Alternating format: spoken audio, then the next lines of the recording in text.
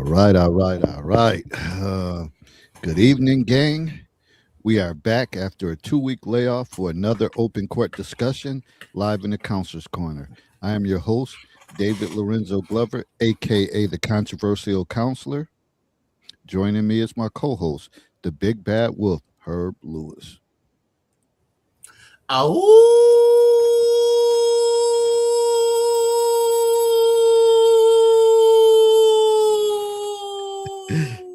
As Mike Brown said, who let the dogs out?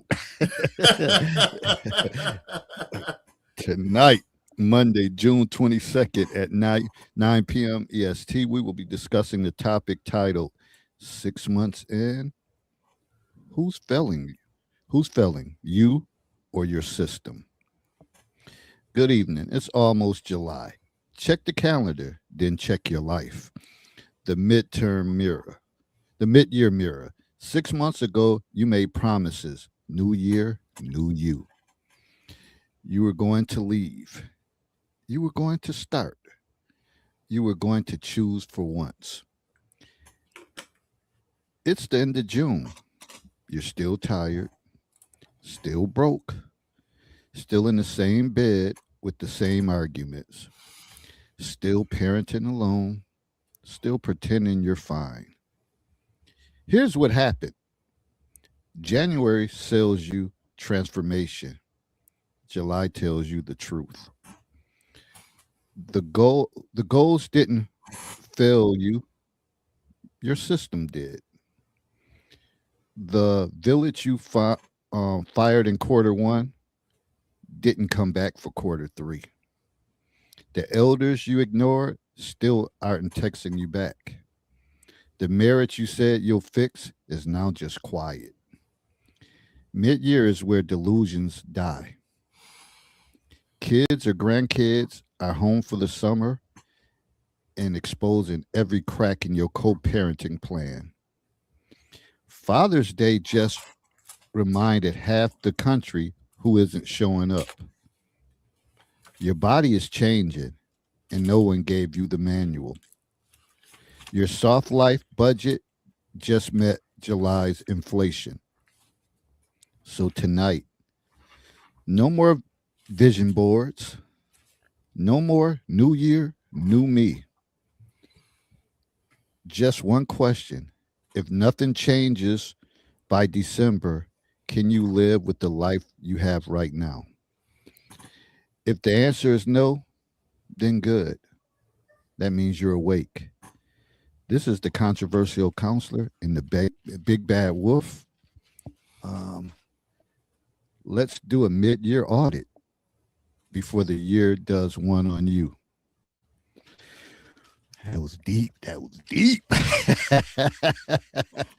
But here we are back at it. I don't know what happened to the year. We say this every year, but goddamn, it was just the last broadcast we had. It was the week before my birthday. That came and went. Father's Day came and went. The end of the school year has passed, and now we're going into almost a week into summer break. So that just shows you, like, this time is not a game, and it's flying by, and it's not standing still, and it's just rolling.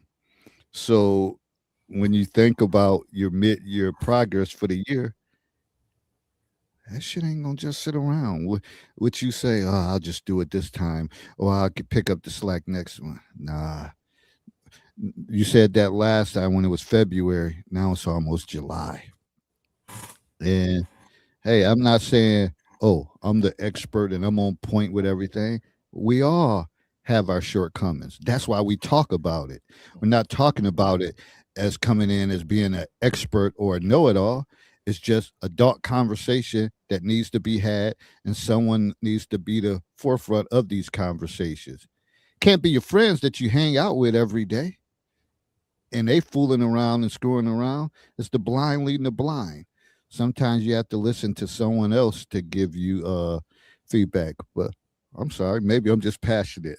I just jumped right into it. Without, you good, how man? y'all doing, everybody? How you doing, Big Bad Wolff? What's good with you? Whatever. I'm just no, you good. It's funny, man, because because I'm looking around my house personally, and as the weather breaks, usually for me, my house is opened up. I'm enjoying it. Right now, my house is in tatters, and my physical health is kind of reflecting that. So I'm looking at it. I'm like, okay, I need to start getting things rolling. Start here, get this done here, move on to the next thing, move on to the next thing. Because, like you said, time is not forever. You know, it's funny. I remember the discussion surrounding the beginning of Common Core. Common Core has come and it's gone. And it's been 20 years, and it doesn't seem like it. And I'm like, okay, in 20 years, where have I gone from? Where did I start? So I look at some benchmark things personally for myself. I got into politics, in terms of running for office, purchased a home, gained a boatload of weight, lost some family members. So I've seen some progress. Now I need to see more progress for myself. So something I've always wanted to do was learn an instrument. Maybe about a month ago, I purchased a keyboard. I lessons, I suppose. They're self-taught, of course. And my hat's off to all you keyboard warriors out there who are doing the thing on your piano and your guitar, because the guitar is my next instrument. It is tough.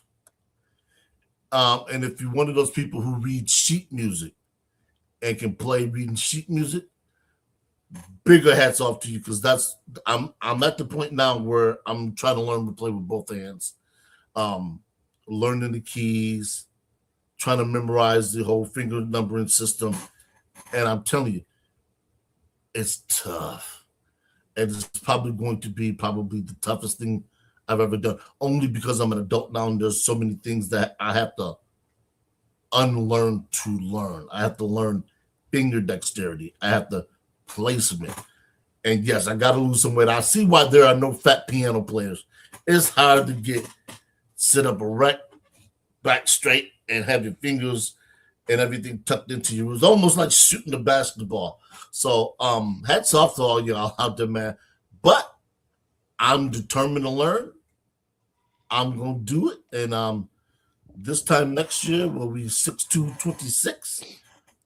Hopefully I'll be a lot farther along. I'll be able to play a couple pieces either by ear or by reading sheet music. There's a couple pieces that I hear on piano that when I hear I want to be able to play. One of those, of course, is the Piano Man.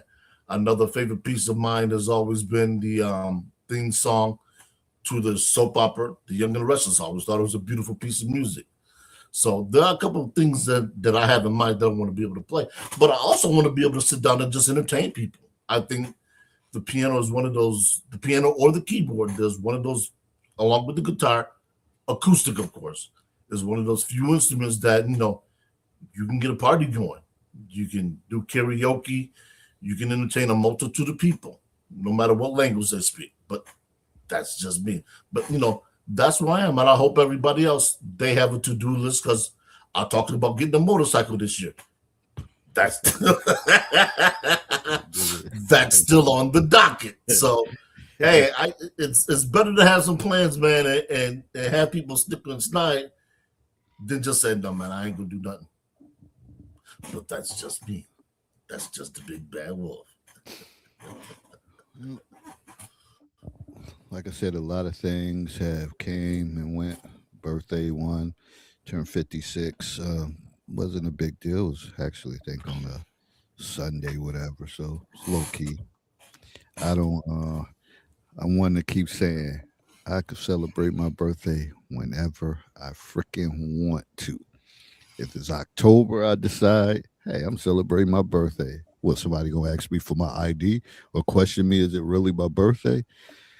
No, again, I don't get caught up in those actual days, because sometimes it's time and opportunity that you have to take uh, advantage of. It's a reason why certain things, even. like in sports. You may win it, but the celebration may not come to weeks after or whatever the case is. And I want to feel like, as long as you living and you have opportunity, then you can take that time and create it. Nothing has to be done right then and there at that particular time if it doesn't mesh with your schedule. And that's just how it is. Now when you're younger, that's a young mindset. When, you know, if a kid birthday comes and you're a parent and you're like, well, dad and mom, we don't get paid to Friday. Yeah, that's when you can celebrate it. Well, to a kid, that's just tragic. Well, what about on my birthday? But as you get older, you realize that certain dates fall at certain times, and you're like, this is not going to be a good time. Hence, hey, even my mother and moms, they notorious for their birthdays being in March, but they'll throw a party or something in June, and it's not technically their birthday, but they say, oh, that's because more family, the weather is warmer, and no one ever even pays attention, and they just celebrate, and people come together, and you have a good time, and you create memories. So you got to be open minded to different dates, as long as you're doing it with people that you love and you care about, it still has the same effect. So that was that. School year ended, and that kind of, well, actually we had, the event, I think I spoke on it. We had our farewell at the great Morgan State University, so that was great for the eighth graders to be a part of having their farewell ceremony at a stage like Morgan University. So it was kind of, it went well for the most part. Of course, it could have been some improvements on it, but it was a great experience for them. And because some of them, may never step foot on the college campus. Mhm. So, but then some of them may say, as they went around and they was dressed up and had their attire, like, man, this is where I want to be. How do I get there? And they may be more inquisitive as they get ready to go to high school. So that happened, and then we had a abundance of eighth graders. Usually after the farewell ceremony, they're kind of done. They can come to school, but many of them decide not to. We had about 80 kids, that eighth graders, that were showing up on a regular basis, and they just wanted to show up. And I guess for many of them, like, probably their way of saying they didn't want their middle school years to end, because, as I kept saying, it's all real when you get in high school. It's all fun and games is over. This shapes your career from day one. When you walk in and you talk about GPAs and credit hours and all that, I said, no one ever stays in middle school forever. That's why, as I always say, not to diminish any of you parents who get super excited, because my phone was getting blown up, my emails was getting blown up. Like, are they graduating? Are they graduating? Well, technically, it's not graduation; it's farewell. They're moving up, and no one stays in middle school forever. Again, no one. You can get through that, and I think I had one kid who said it, like, I don't care about going to that. Eventually you're gonna, he said it, eventually you're gonna complete middle school anyway. It's the high school that's the big deal, because you got a large window. But we always talk about it on here.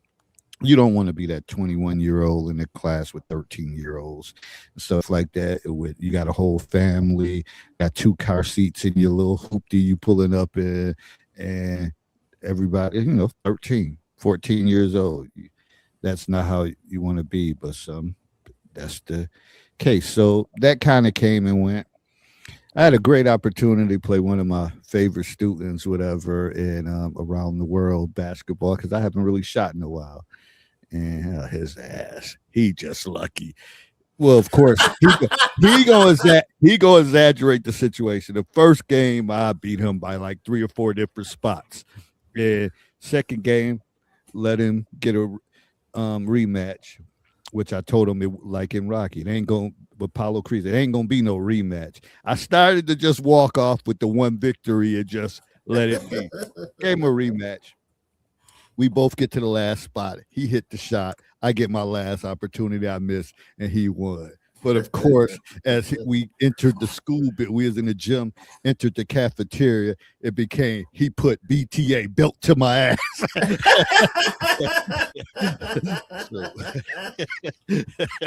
So we had a good time doing that, and sometimes you got to dust off everything for the good of the kid, just to have fun, so they can see you in a different element. Yeah, humanizes you. It's funny, Matt, because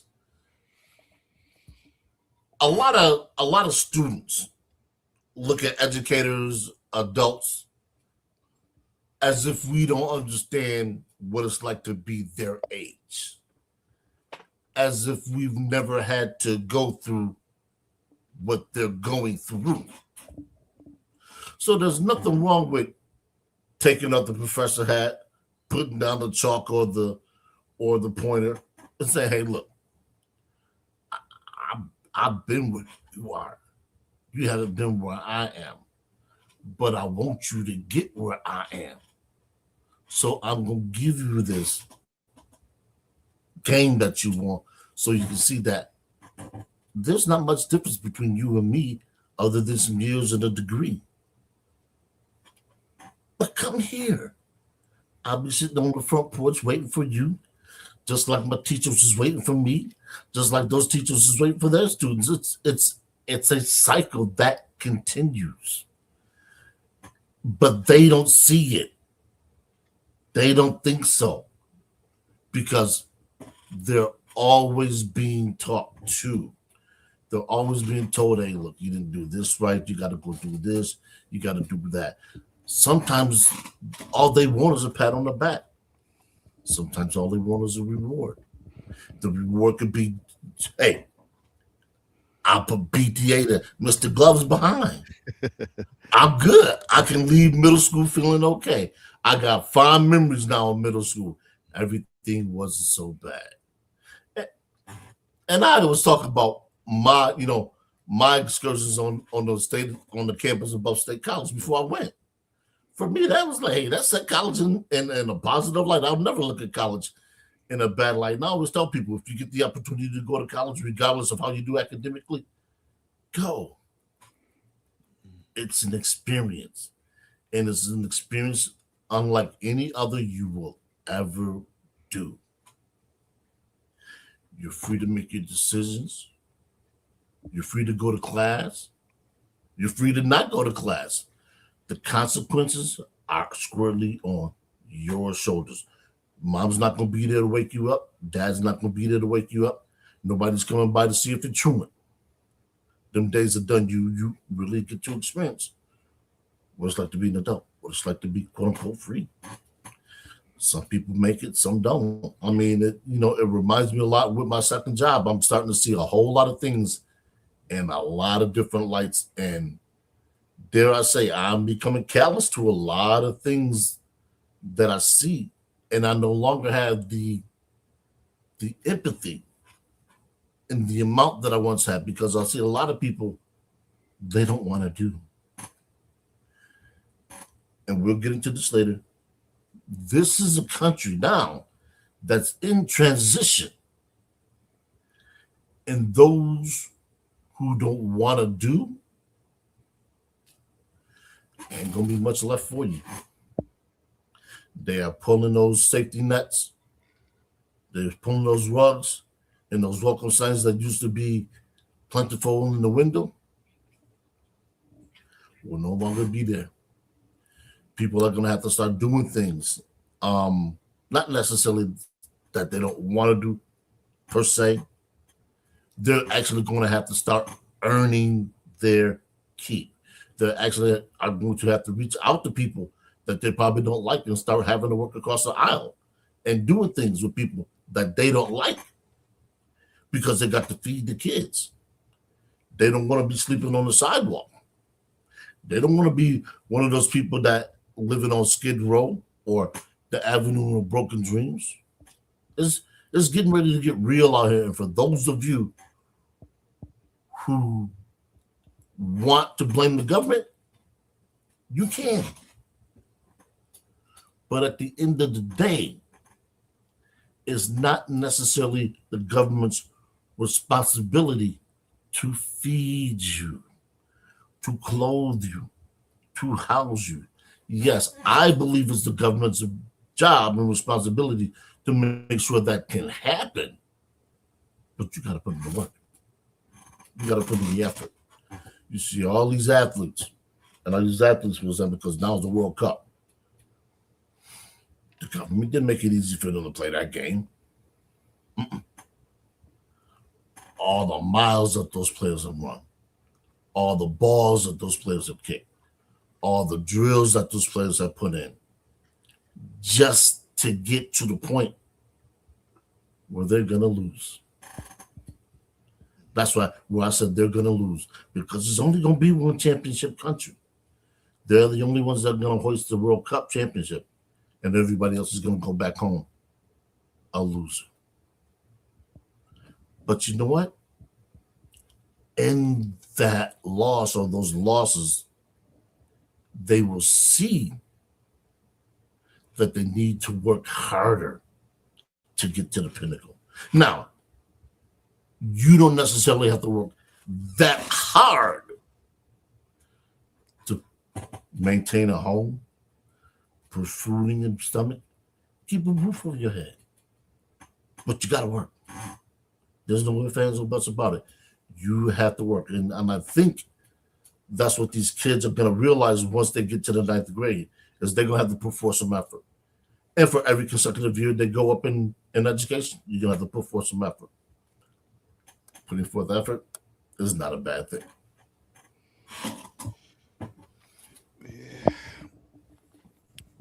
Let's see what else. And only thing to go back to the basketball thing, my choreographer, who I posted some pictures on Facebook with my form. I thought she was doing a video of it. It was at one point I was cooking. I hit like 3-4 in a row, and I was talking to shit. I was talking to. I had him against the ropes, and she's like, "Oh, I didn't get that. Like, what were you doing? You were over here. I brought you in the gym to take pictures and shoot a video, and she didn't do it. But it's all good. But she definitely could catch me on different angles when I'm not paying attention, and then take a picture or a snapshot unexpectedly, then show it to me, and I'm like, yo, what are you doing? Like, you play way too much. But it was, it was great. I came.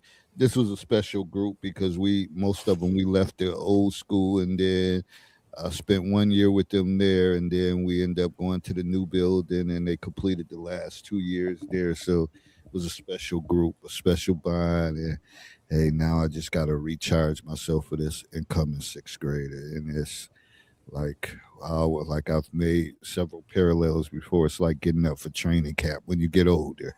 Like, how do I recharge for some babies, sixth graders? Again, I guess I don't have no choice, whatever. According to my financial advisor, to make it make sense, I probably have to re up for another, uh, my final contract for four more years, whatever, because I keep saying, I mean, I could stick around and say, oh, I'll just wait to 62. But again, I also think about time ain't forever. Time ain't forever. I know it ain't no big difference, but sometimes your world can change from 60 to 62. Your world when you get older could change overnight. Shit, all it takes is you to not have a rail on your bed. You roll out of the bed the wrong way, and you got a nightstand hit your head, and your whole life could be different after that. There's so many things. And as you get older, you're more prone to take falls. And sometimes Yeah, yeah. taking one fall at 56, 60 could be detrimental. Yeah, that would be the reason why. That would be the reason why when you start getting older, it ain't meant for you to be in big crowds like that. You need to be in more safe environments than being out amongst the young people and all that when you get older.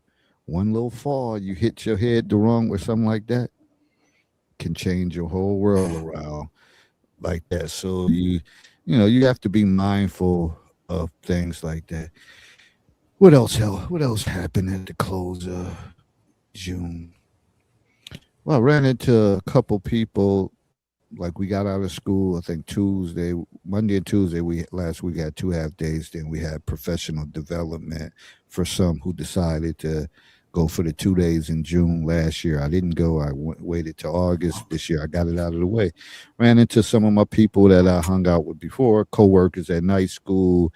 Um, then the next day, but the theme was like, yo, what are we doing?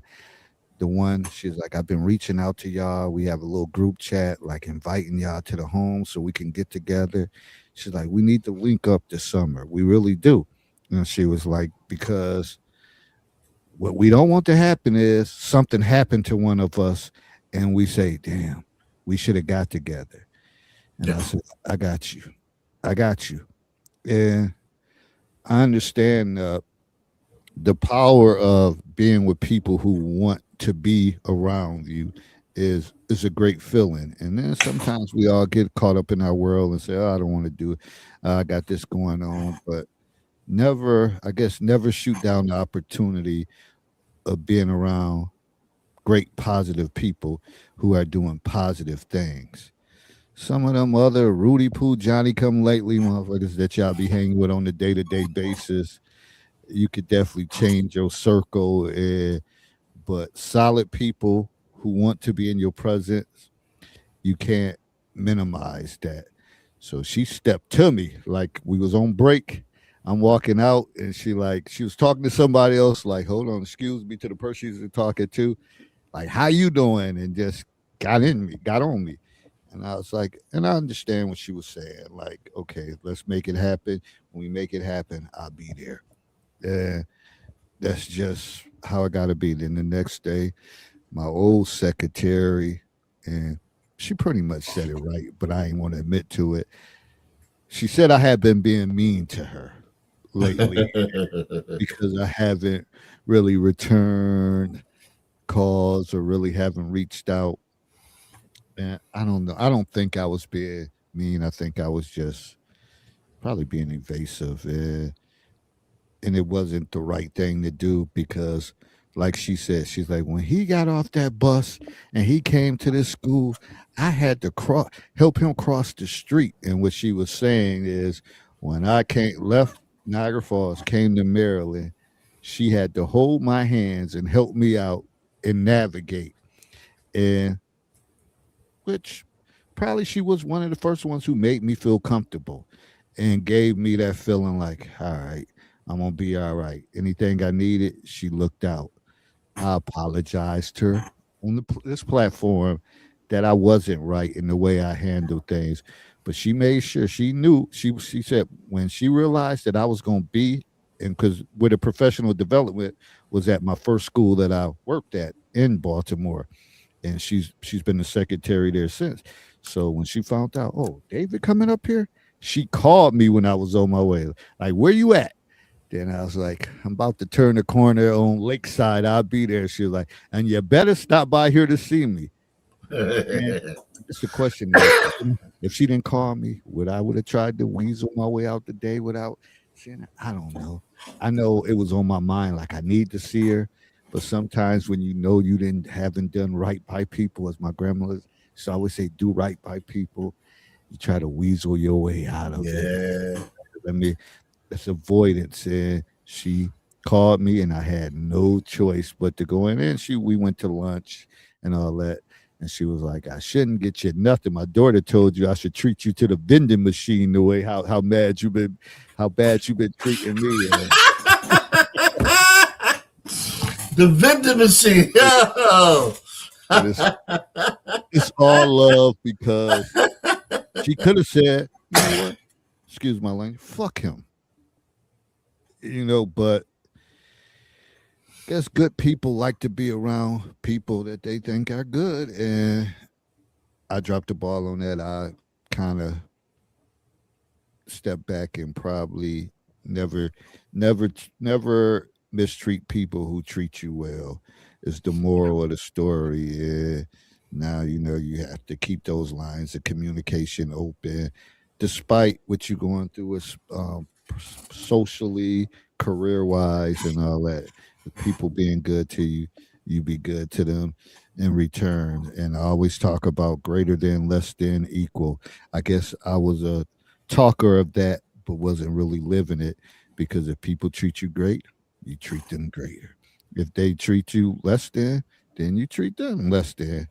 And if they treat you equal, you give them equal. So it's all about relationships. Is about mathematics, and she was always trying to treat me great, and I was giving her less than she did. So yeah, I'm the loser in that case.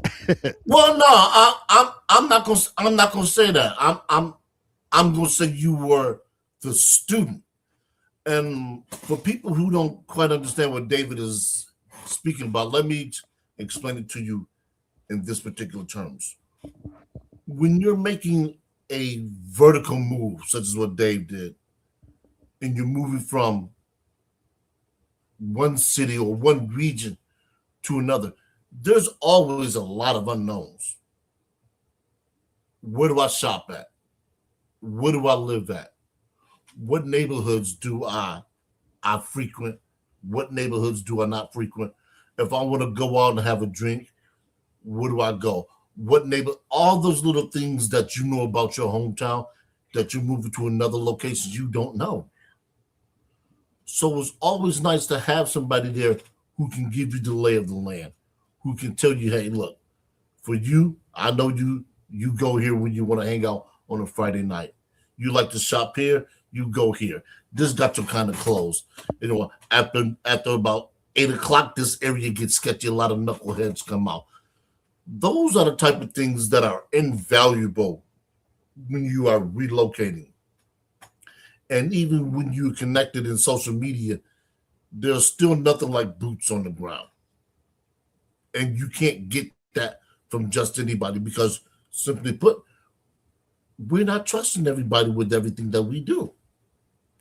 I know if I go to New York City, I got some contacts down there. I can say, look, I'm coming through. I want somebody to show me this, and this. Because I don't fear anything in New York City. But I'm not an idiot. And I know that I can be victimized anywhere I go. Now, I was down there with a mutual friend of ours in New York City. And I was like, look, the sun getting ready to go down.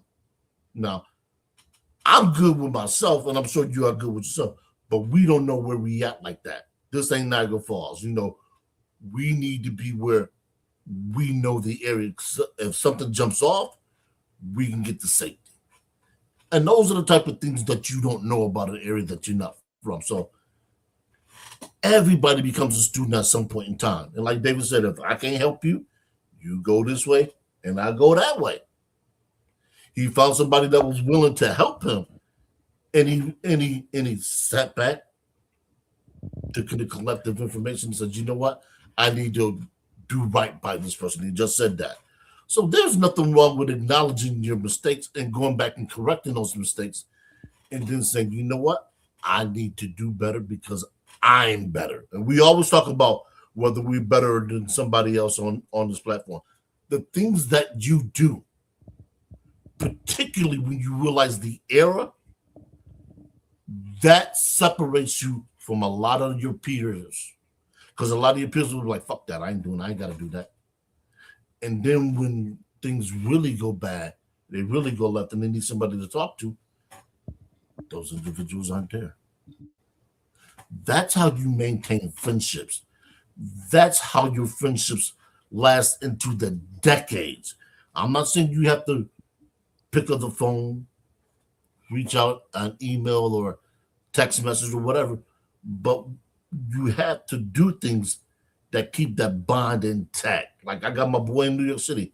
I ain't spoken to him in a couple of years, but I can always pick up the phone, and it's like we never missed a beat. And that's the boy I stayed in in his dorm room above state. We've known each other almost 40 years now. Everybody doesn't cultivate those type of relationships. Everybody does. Hell, you got people that don't have those type of relationships with their own family. let alone a friend. So cultivate those relationships. And if you got to reach out once in a while and say, you know what, man, my bad, I messed up. How can I make it up to you? There's nothing wrong with being humble. There's nothing wrong with demonstrating some humility. It makes you human. Yeah, and that's true. And you know, as we reflect on the mid-year point, uh, a lot of things have you thinking. I just spoke to again one of my buddies when we speak about getting off that bus. When I got off that bus, uh, 21 years ago, to start my journey in Baltimore County, and I've shared this before. I ran into my man. Shout out to Kevin. Uh, as soon as I walk in, and the whole bus ride, I'm looking through like, what have I got myself into?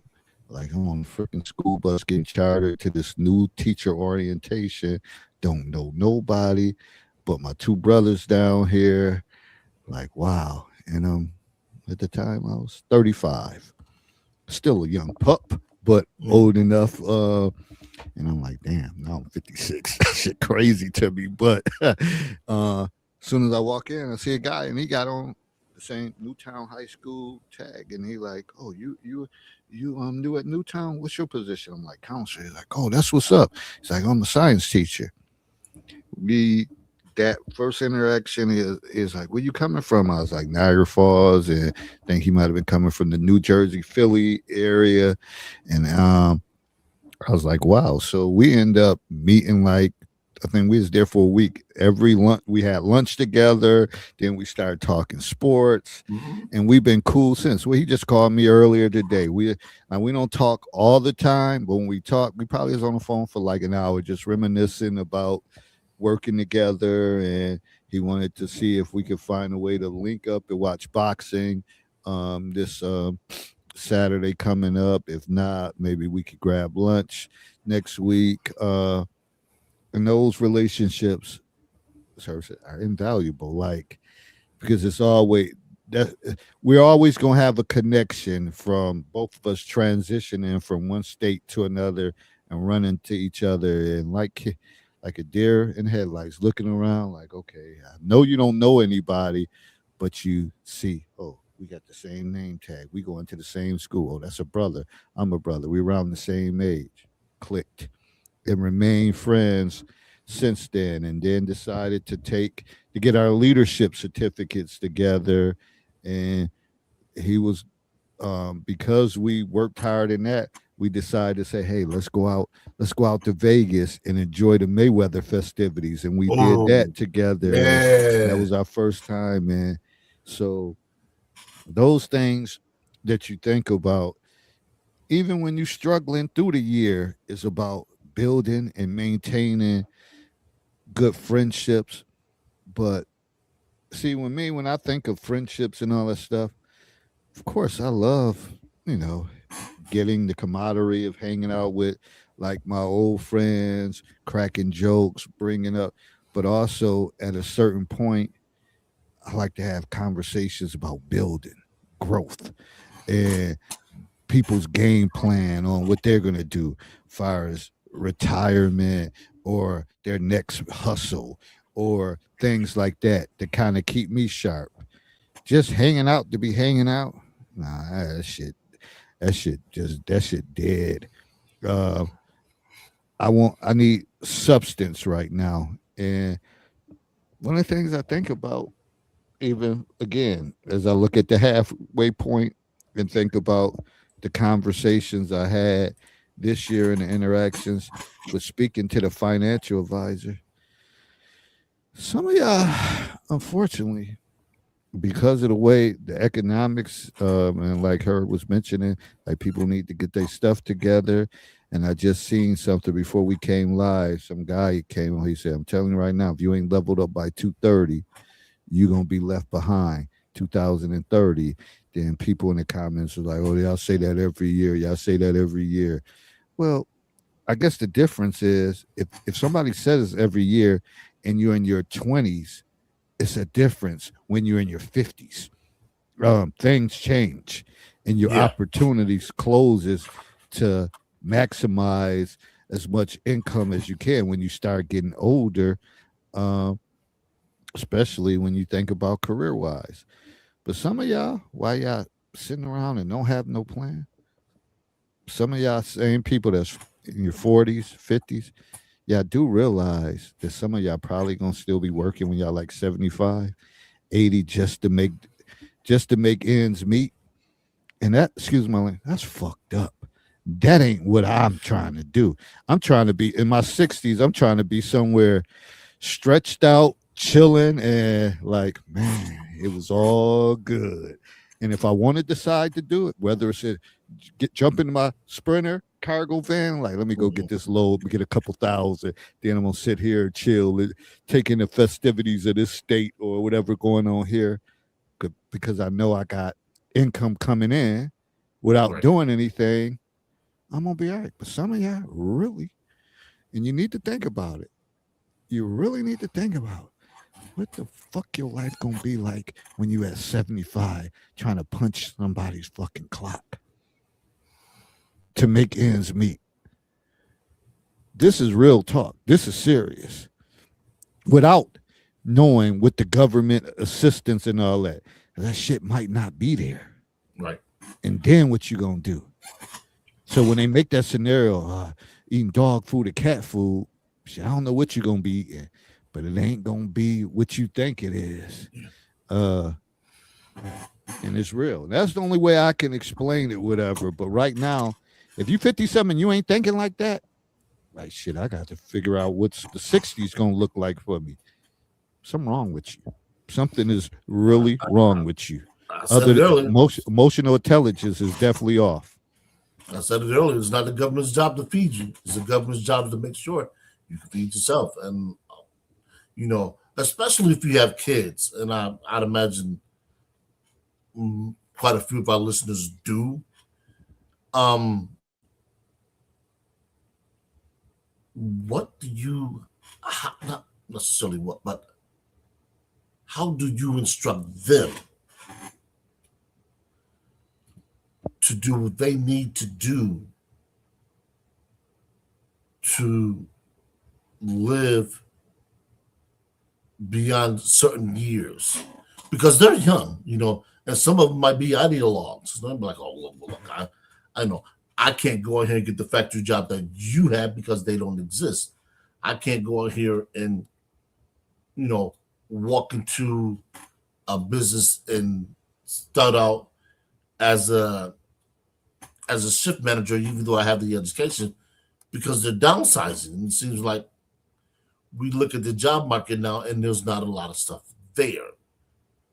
Well, yes, you can try and create something for yourself, but what exactly are you going to create that's going to have some staying power? I have my own ideas. I'm not at liberty to share them with anybody because I understand something. It's fleeting. And two, I've came up with the concept, and nobody's going to profit off of my concept before I do. Now, with that being said, I have a little bit of a cushion in the fact that I'm still gainfully employed right now. And as long as I keep doing what I've had those jobs conceivably for the next 3 or 4 years. At that time, I plan on cleaning all my debts. So by the time I get 60, there's no mortgage. The only thing I'm paying is taxes.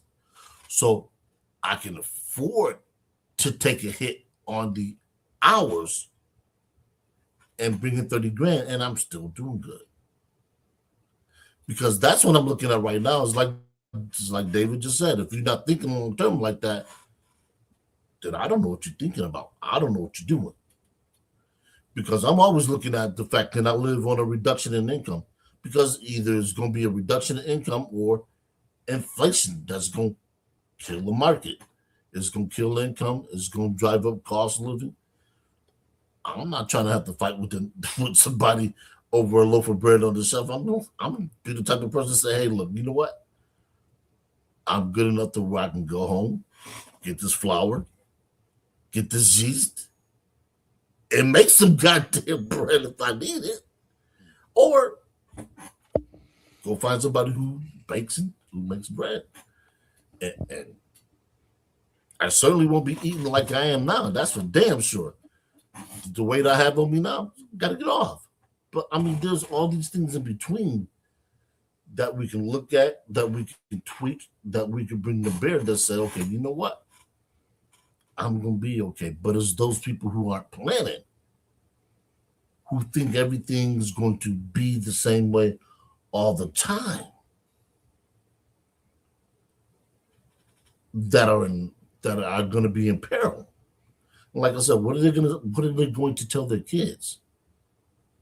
You know, because we talk about delayed adulthood. You got people who are graduating college, no job prospects, so they're going back home to their parents. And the parents still got to carry the load as if they did when they were 28, 29, 30, 35. And these parents are in their late 50s. They're not built like that. That comes at a cost. Now, whether that cost is money, physical health, it's a cost. So everybody is scrambling to do something. Everybody is scrambling to try and find out how to make money. And you got some people that are saying, you know what? I'm good. I'm going to take my small little nest egg. I got about X amount of dollars coming in. I got this coming in. I'm going to finish this job, and I'm going to travel abroad to where my American dollar stretches more. And I'm going to retire there. I don't have to worry about living like that because I sold my property here. I'm gonna use that windfall to go buy a small little cottage here. I'm gonna take the rest of that money, I'm gonna put it up, and I'm gonna live like a king in a country where my money allows me to live like a king. Now, some people will say that's not right. That's wrong. How are you gonna do that? Simple. It's called a choice. And when you've lived for so long, and you've worked for so long, and you understand monetary or international monetary markets, you say, why the hell would I not take a $3,000 or $4,000 flight halfway around the world and set up shop here and do some little things? You might be able to slide into the local job market there with your expertise in English and teach English locally to people who want to travel abroad. Why not? It's income. See, this is the way that people need to start thinking. You may be a math teacher. You may be a teacher of anything. And traveling abroad with that skill, with your passport, because that blue passport that says US on it, it can get you a lot. And it can get you in a position to where your money is an investment tool, and that government might pay top rate. Local interest rates might be 6%. They might be willing to give you 15% because you're coming through with the American dollar, even though right now it stands, it's the reserve currency. It may not be in 15 years, but it's still going to always have some purchasing power. And they're going to say, hey, look, we'll take that. And in lieu, when the bond comes due, when it matures, we're going to give you back twice as much. You say, shit, that's worth the risk. Absolutely, because you're already living there. And this is what people don't understand, man. The cost of living in some places is so low that you can't afford to say no. Like the one brother we were supposed to bring on, and I never got a chance to, Joe Streeter. He's in the Philippines. Great place to be if you're an American. And if you're an American Negro with a little bit of coin, you okay. And I'm not even talking about the aspect of having sex. I'm just talking about the aspect of being able to go someplace and not have to be accosted by the local authorities. Not have to worry about looking over your shoulder because somebody's going to run down on you for mistaken identity. All the stuff that makes living in certain countries more difficult doesn't exist in those localities. And people say, man, this is what freedom is. And I'm reading shout out to Dr. Daphne for coming and dropping her feedback. She says she planning it now at 55. What the hell? She said her sons 26, 27, 29 all have or working on graduate degrees and have said to get a trade, and three could form a company. Well, three the hard way, three brothers, whatever, grinding, probably bringing different expertise, whatever. It's probably that's the route to go. That's the route to go. Man, and it's building a legacy. And she says some countries pay people to live in their countries. She also said that's why she has a certification in English language K through 12 and adults, along with her superintendent certification. And then she said, my son lived in Germany for a summer and felt the freest ever. So there's things that can happen. There's tons of opportunities if you connect with the right people, if you got the right mindset, if you don't have nothing hindering you back. The greatest thing for young people right now, when you don't have kids and you still can move the way that you want to move, you can take risk. You could take chances. You could jump into something. If it doesn't work, no harm, no foul. Right. And especially if you're able to come back home and get back on your feet and just, maybe take on a little job just to, hold yourself steady until your next goal or aspiration kick in, whatever. But you got to have those opportunities and those chances and people willing to work with you. So don't automatically, and we always talk about this too when people are like, well, I'm 18, I'm grown. Throw that notion out. You're not fucking grown.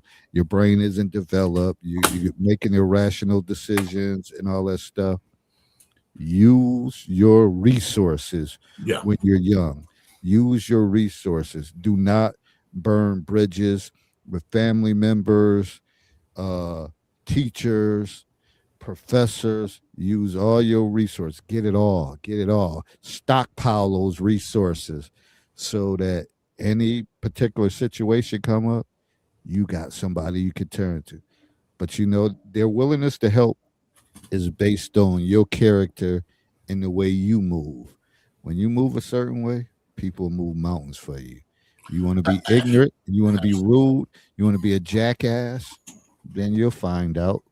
You'll find out sooner than later. She says she's also told them to take the job that life insurance policies. I think she's meant with life insurance policies, and all of that stuff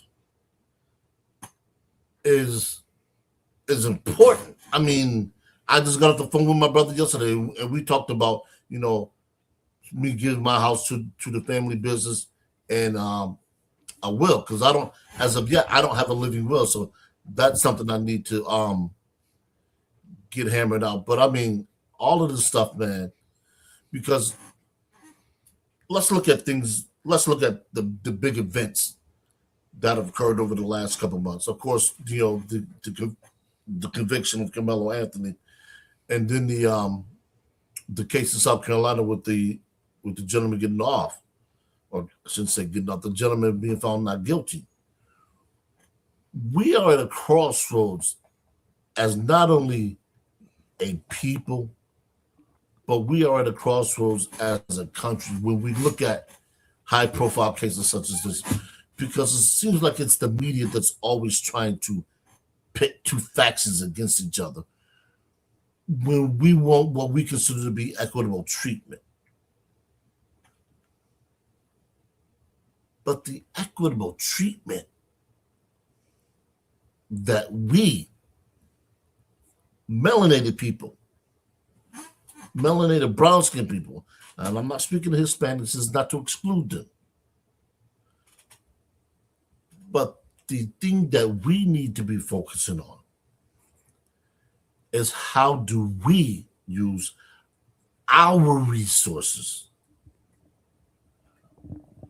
to put ourselves in a better position to not only succeed, but excel. Our purchasing power was $1.6 trillion. That's more than some small countries. And I know how people don't like Dr. Umar, but we need to take a page out of that man's book. And from what I understand now, his school is open, the MDG, Marcus Garvey Frederick Douglass Academy, MDGF. We need to start pushing things through those avenues. There is no way, and I mean absolutely no way, unequivocally no way, I said again, that we should not, that there isn't a black bank in the United States of America. There should be. Why? Because we have the means and the ability to finance that ourselves.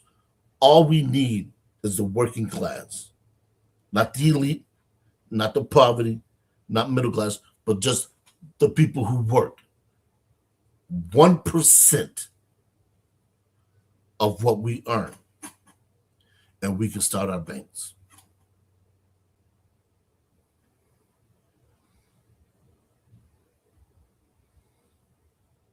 I didn't hear about that actually.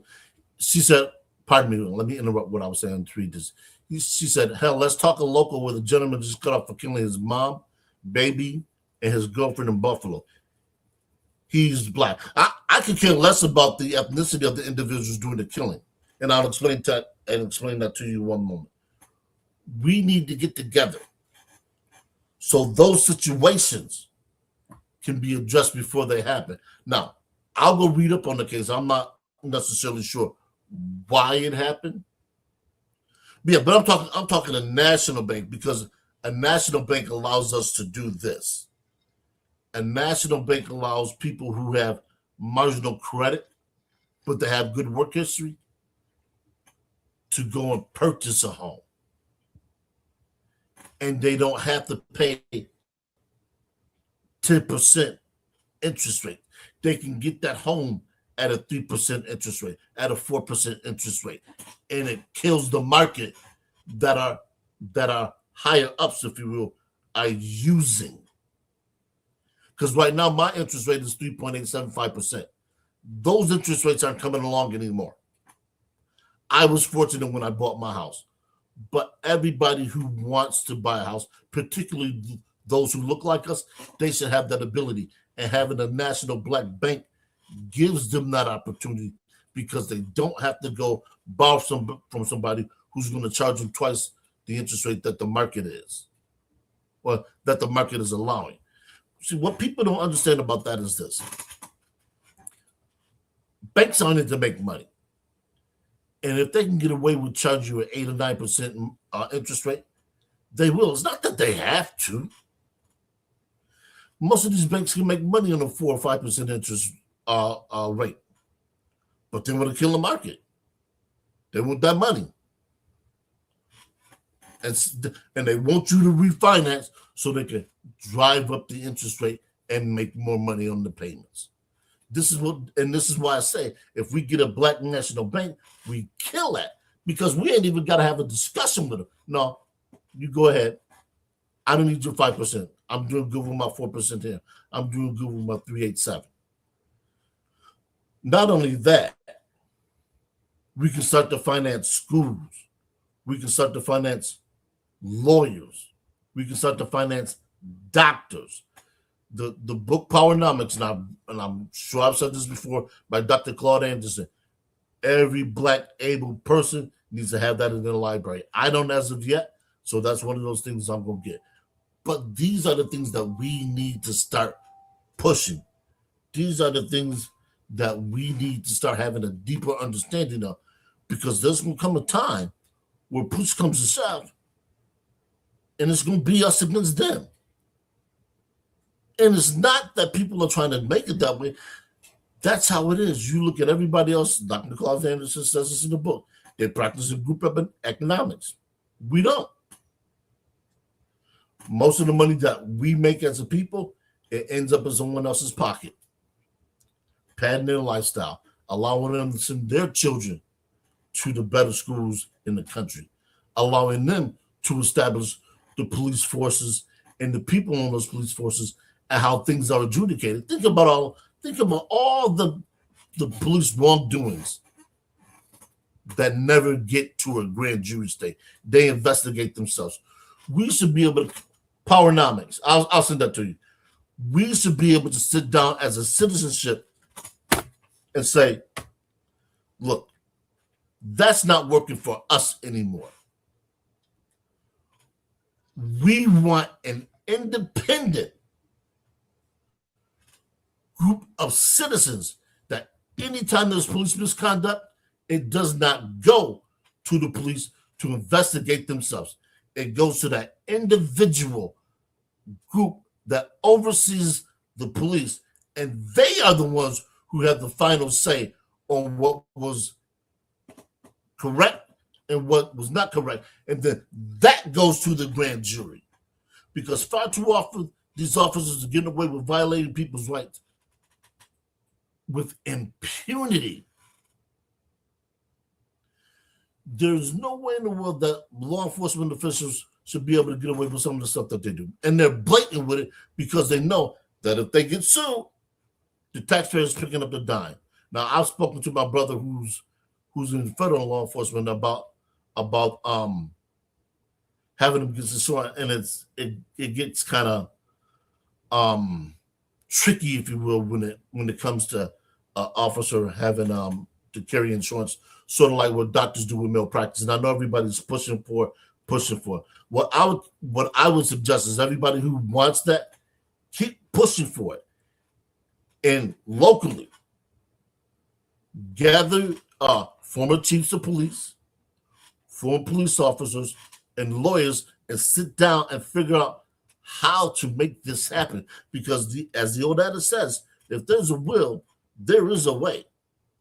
So sit down and figure out how we can clean up the law enforcement profession, because they're not going to do it. It doesn't behoove them to do it because they're going to get paid regardless. It's on us because the money from the lawsuits, it comes out of our pocket. It doesn't come out of the police officer's pocket. It doesn't come from the police and benevolent association. If it did, you would see a change, an immediate change in the behavior, because that's affecting them long term, but it doesn't. That's why they don't care. If you watch them like I do, and you see some of these clips, you say, look, I don't give a fuck who you are. Go ahead, sue me. Because they know they're not gonna take a hit for it. However, if they were to have to pay for their insurance, they wouldn't be so quick to do some of the stuff that they do.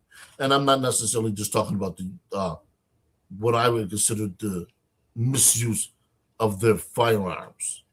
Because some officers, let's face it, if it wasn't for the fact that they had a firearm, they would not be a police officer. I can guarantee you that. Because most of these police officers, they have never been in a physical altercation ever.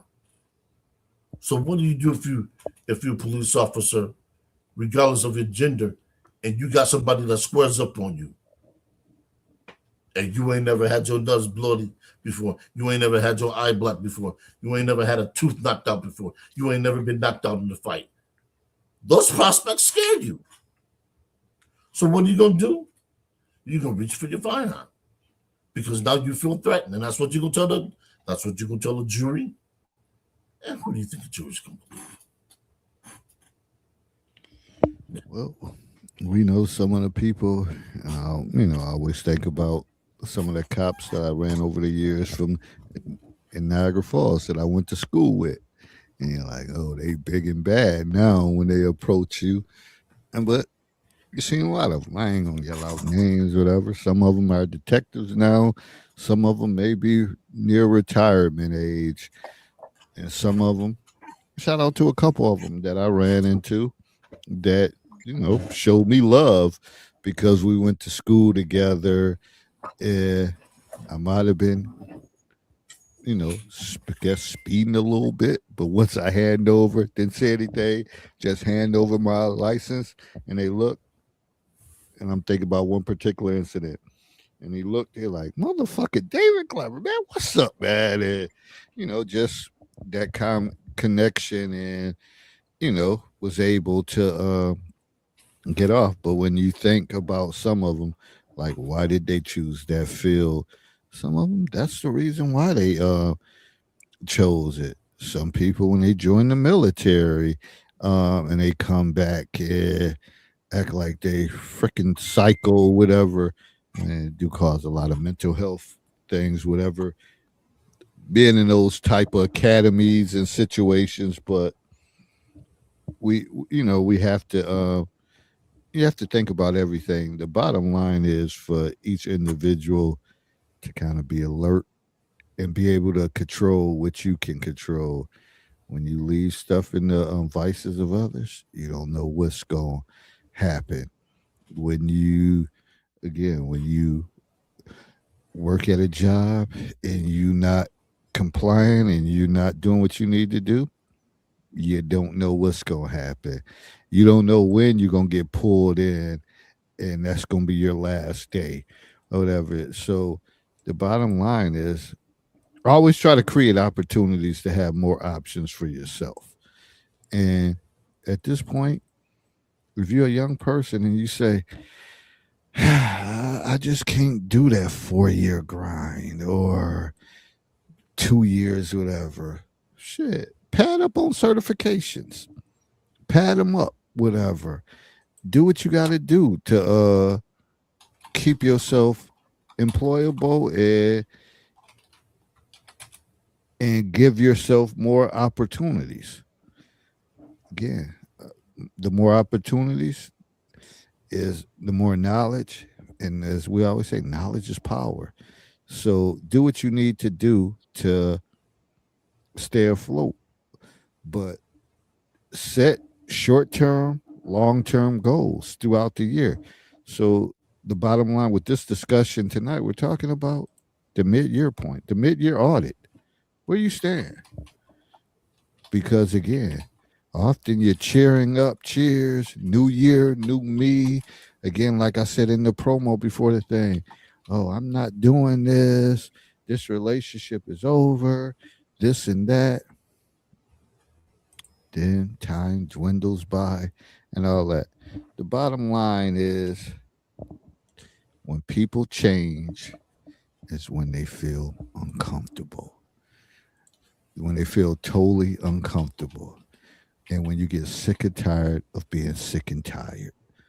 Other than that, things will remain the same. And when you hit rock bottom in a situation, other than that, if you still getting by, you going life is gonna be a steady flow.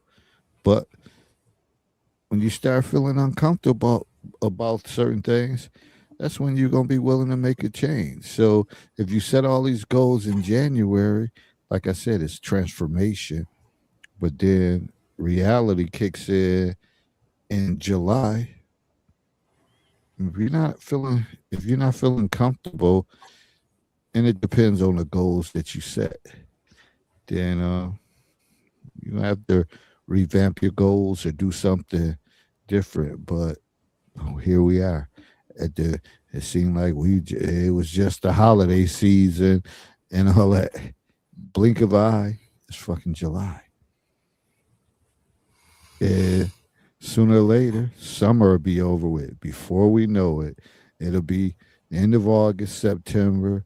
Kids will be rolling back in school and going through the cycle again, again.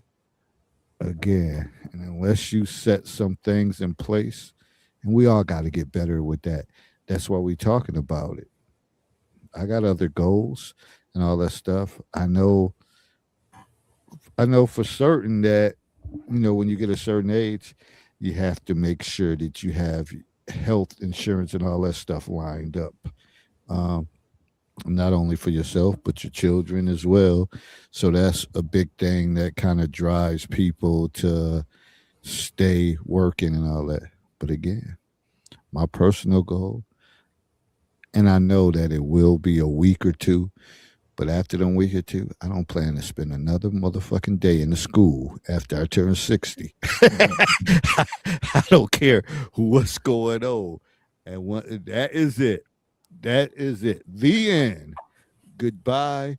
And people can say, well, you should say the 62 again. And then you can have it. I'll find a way.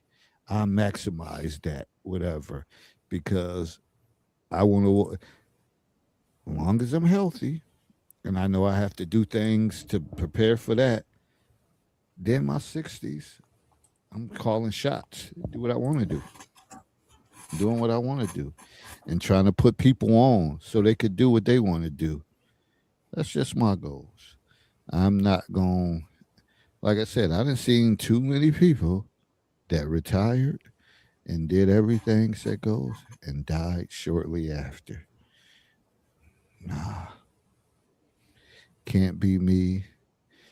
And this is not all about retirement. This is just about progressing for anybody got goals, whatever. At the mid-year audit point, what you gonna do? If you say you're gonna sign up, or you need to go back to school, and you missed this one, well, now you got an opportunity to work on your application, for put that stuff in for the fall. It's summer courses, summer things, certificates, year round online stuff, whatever. It's opportunities up the ass for you to do something to get some credentials behind you. What you gonna do? Bottom line, again, it's almost July. What are you gonna do? And the question I asked at the end of my thing in December: are you happy with the way your life is going? If not, if you say yeah, and you know you haven't accomplished anything, then you can expect 2027 to be the same. But if you're uncomfortable and you miserable, then do something about it. Honestly, it's as simple as that. I know some people are going to say, it ain't that easy. I'm afraid it is. Now, that does not mean you're going to meet with the level of success that somebody else has. But yeah, uh, effort is a funny thing. No two people are going to be equally rewarded for the same effort they put in. In other words, this: I can work out along with somebody else, and we can both start working out doing, pretty much the same thing: lifting weights, running, jump roping, biking. And that person might get stronger quicker than I am. And I'll look to myself and I'll say, we are doing the same thing. How is his results better than mine? It baffles the mind. Well, some people have a natural aptitude for certain things. His body might be better equipped and might develop quicker. And that's okay.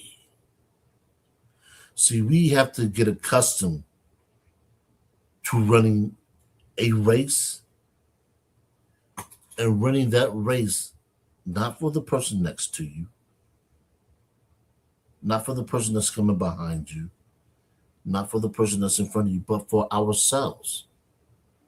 Because I'll be the first to tell you, there'll be some times where I just know the effort I put in should have yielded these results. And you know what? It didn't. Now, I was mildly disappointed in the results that I got because I thought the work that I put in was greater than that. But it wasn't. And I had to say, okay, I have a couple choices. I can do this again and I can work harder. I can just accept things as they are now, or I can find somebody else and say, hey, you did this well. What pointers can you give me so I can do just as well? But you got some people that don't want to do that. You have some people that don't want to reach out for help because they think that makes them look weak. Newsflash. Everyone, and I mean everyone, that has been successful, who has reached the top of their profession, had a coach, had somebody that they learned something from, had something that they learned from. Nobody gets to the mountaintop without some help from someone, some way along the way. Pick a name. You want to talk about philosophers? You want to talk about Socrates, Plato? They all taught each other. It, it, the world is your teacher. The question is, what kind of student are you going to be? Are you going to be the type of student that absorbs everything? Are you going to be the type of student that when a teacher says something, you're right there? Because the old adage says that when a student is ready to learn, a teacher will appear. I'm always trying to learn piano. Now, they say a person who teaches himself has a fool for a teacher. So, hey, I'll take that under advisement. I might get to a point where I say, hey, you know what? I need to find somebody who can actually sit down and show me a couple of things that I've missed that'll make me a better player. But I've started the journey. And that's what a lot of people don't do that keeps them where they are. They're afraid to start because the end might not justify the effort that they put in. In other words, they're afraid of failure. You fail when you don't start. You fail when you let fear override the possibility of success. It's that simple. I hate to break it to you, but it's that simple. You go to college, you don't go to college to flunk out, but some people do. But they didn't let that stop them from starting. You got people who go to med school who can't pass their MCAPs. You got people who go to dentistry dentistry. I'm sorry. You got people who go to be a dentist, they don't pass. You got people who go to be a lawyer, they don't pass the bar exam. You got people who have taken a bar exam 3 or 4 times, and then they finally succeeded because that was their ultimate goal. That was what they wanted. You got people who have been cut from NFL teams multiple times, but they wanted to be an NFL player. Hell, even Michael Jordan was cut from his high school team, and we see how that turned out. Don't let fear stop you from trying, because on the other end of trying is success, and we don't know. Rightfully, we don't. Nobody here sitting here know what that success will look like, but you got to try. I think the bottom line is you're probably going to take L's before you win. Barely seldom do you win on your first opportunity. You're going to take some setbacks, take some losses along the way. And again, that's what's going to make you stronger. And that's what's going to make you study your mistakes to get better. If you have a clean flow throughout, and again, and that's why sometimes you always see like certain kids, they excel at their high school or their level, but then when they go to college and you got people from all over the country and even the world that may be there, suddenly you ain't the big fish no more. And and you can't function because, like, damn, I'm used to always getting the highest grades. Now my grades are mediocre, and then now you instantly become depressed, or socially you're inept, that you not functioning well, and you start doing things out of your character, and you just go from being on top in high school to the little fish, and then socially things are awkward for you, everything collapses. So you you got to be on point to realize one day you're not always going to be the big fish. You're not always going to be the big fish. Sometimes it's okay to be the small fish and say, shit, by the time it's done, I'm going to be that big fish. Yeah. And I'm going to get with the right people. I'm going to use my resources and all that stuff. And I'm going to be the big fish. But yeah, that's the ability to be able to be resourceful, to be able to network, to be able to navigate. And the bottom line is, if you can build relationships with people, then the better off you will be. Guaranteed. You ain't got to be the smartest. You ain't got to have the highest grades. If you effective and you a master of building relationships with people, it's gonna go a long way. Long way. And we always talk about being charismatic, sometimes being charming. Shit can go a long way. Go a long way. Go a long way. Trust and believe. It's some students are like, oh, I can't stand. Oh, this aggravate me, but somehow they have that ability. They have that it factor, and you say, you know what? I can't even be mad at it. I can't even be mad. And that's the same thing with teachers and all that stuff. That they're willing to go the extra mile because they seen something in you and they know your value and they know your worth. And the same thing with when you're an adult and you're in the workplace. Sometimes certain people get away with certain things and you wonder why. Like, oh, he misses this, and people like, oh, he do such and such, but she loves him. Or he loves him like he can't do no wrong.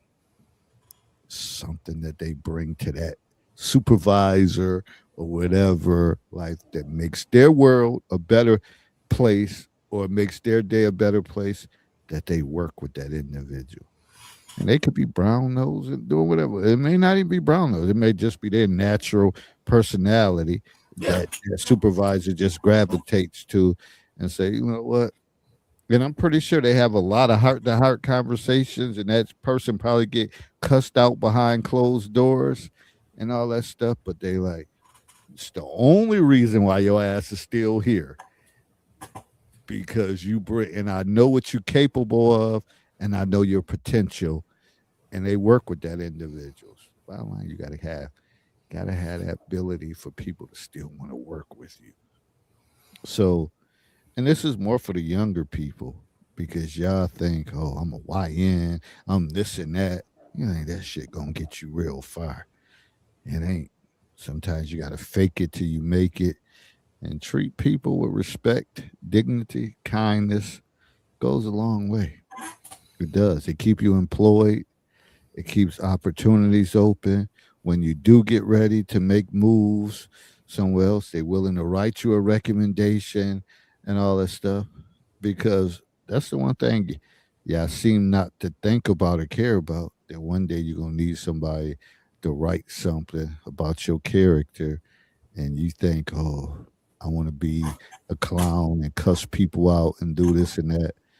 It's not going to, those, it's not going to last forever. You got a short window where that works. But for the most part, once you get to high school, start getting critical. So it's a short window for that. And we always talk about, I always talk about, you want that extension. You want that extension to adulthood, that when you think you're 18, you think you're grown, but you're not. But since you really think you're that grown and think you can go out and get a little job, I hate to minimize, but a little job paying big rent, paying big bills, But the other way around is just being shit respectful, courteous to your parents. Maybe you don't go to college, but maybe you work. And maybe you show them that, hey, I work. I go to work every day. I'm responsible. And they say, hey, long as you doing what you need to do and you ain't causing no harm, you ain't out in these streets running amok, you always got a place. And we gonna work with you. Believe me, take it. Take it as long as you can until you get yourself on track. Don't disrespect your gate that you live in for anybody, and make sure you be around the right people. That's all. That's what I got to offer to you.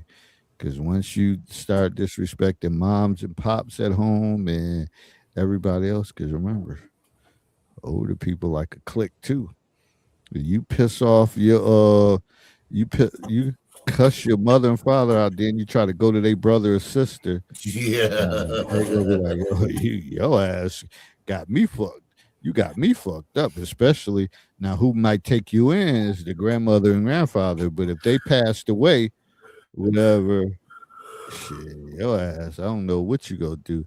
Be looking for a bed at a shelter. So remember, people stick together, and they probably already briefed each other on you. So, and that's just like in certain professions and all that shit. You get a bad name, your ass could be blackballed uh, in that profession, especially if it's a small town locally, whatever. Your name is golden. Try to keep it that way. I want to go back to something you touched on earlier with with confidence. There's nothing, and I mean, and I'm sure you can attest to this. There's absolutely nothing in a person who's an A+ student to have their confidence destroyed by getting a B- on the curve. You say, what the hell was an A? You say 85, you say, oh shit. And the realization sets in real quick that you in the big leagues, that you really got to dig in and do some work. I remember the first time people talking about grading on the curve. I was like, what the hell does grading on the curve mean? That means the test scores were so bad that in order to not appear that bad, the professor had to take some grades and base the top grade and make that the A, and everything else falls from there. I was like, oh wow. Oh wow. And here I am thinking I was never the great student in high school. I was always a decent student. And if I applied myself, I could be a above average student. I got to college and I was like, okay, I got to put in some work. I got to put in some hours, not just come home, do a few assignments, and get by because I was that knowledgeable. No, you got to put in some work. Got to put in. It's true for every hour in classroom instruction, you got to put in two outside.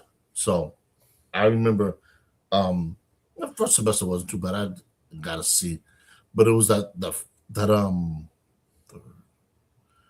that fourth semester where I had to dig in. I had like philosophy, and they said never take more than two ologies in the semester. Learned that the hard way. And boy, I tell you, that one semester I ended up making the EOP Dean's list. I think I end up having like a B+ average, somewhere around it, like a B+ A- average. And I said, man, it takes some work. And I was working on the weekends too, so it wasn't like I was out partying. It was just I wasn't mentally prepared for the rigors of college like I should have been. But you live and you learn. Like I said, I was willing to keep moving forward, and that's what I did. Yeah. So again, we said do an audit. Do an audit on your goals. I'm not one to make New Year's resolutions and all that stuff because I think goals is like on a continuum basis, whatever. It, you can't you can set you can set short term, long term goals and all that stuff, but some goals are repeated year after year, so you just go through without having to say it. But some of y'all like to announce and do all that stuff on social media and all that stuff. And to me, that's when people should hold you accountable. Hold you accountable. Like I should hold Herb accountable about his book, whatever. But sometimes it's other things that be going on in my mind that I'll let people off, whatever. But if I get Yeah. triggered, I say, "Oh yeah, oh yeah." But and even myself, I should have been wrote Middle School Madness, and because now at this point, I think other people have used that phrase, but I don't know if they may come at it in a different way than I come at because the middle school madness I'm talking about ain't the shit they talk about. I'm talking about some real live stuff that these kids be coming at and telling me. So, but that should have been done. So I have a couple projects that I should have worked on. So I'm not one to get on somebody when I know I have a couple things I have to clean up on. And unfortunately, you have people like to come at people, but they shit laundry ain't clean. So that's just the bottom line. But we should get in the practice of holding each and every one of us accountable, and that's probably the definition of like when you think about friendships or coworkers, holding each other people holding each other accountable so we all can accomplish our goals and be the best that we can be. And when you think about team sports and all that, I'm sure, and people, it's not always documented, but I'm sure it's a lot of punches and all that shit thrown in the locker room and all of that. A lot of different fights that break out when you watch like some of the little interviews after, and you see some of the guys as they get older, like, oh yeah, we fought, we did this and that. Like a big thing right now. This weekend, I seen the reunion of the Cavs, and Kyrie wasn't there. So they all in Europe somewhere drinking, celebrating, and Kyrie never confirmed the going, but I guess he committed to like some camps and some community activities, whatever, with the youth. So people like at first it's like, oh, Kyrie being weird, but he already had made a commitment uh to these camps and into these youths, high school players and all that stuff. So he couldn't make it. But LeBron, them, they over there, J.R. Smith, R.J., Richard Jefferson, K. Love, they all having the time of their life. And they deserve that. They deserve that they're living and still like, okay, it was 10 years ago we won that chip. And I like stuff like that. That's how it should be. But fortunately, sometimes people can't make it because of other commitments. Yeah. Life is full of choices. Pick one, go with it, live with it. It's hard, man. Excuse me.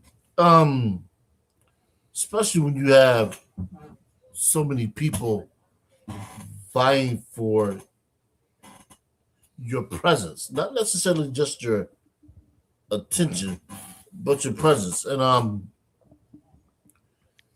the higher up the ladder of success you find yourself, the more you find people want your attention. That's why they always talk about, if you meet somebody and you got a business proposal, 30 seconds.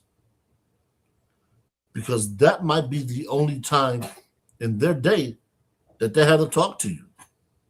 So you got to be able to get your ideal out there, bait and hook them, and get them to say, hey, look, talk to my publicist. This sounds like a fantastic idea.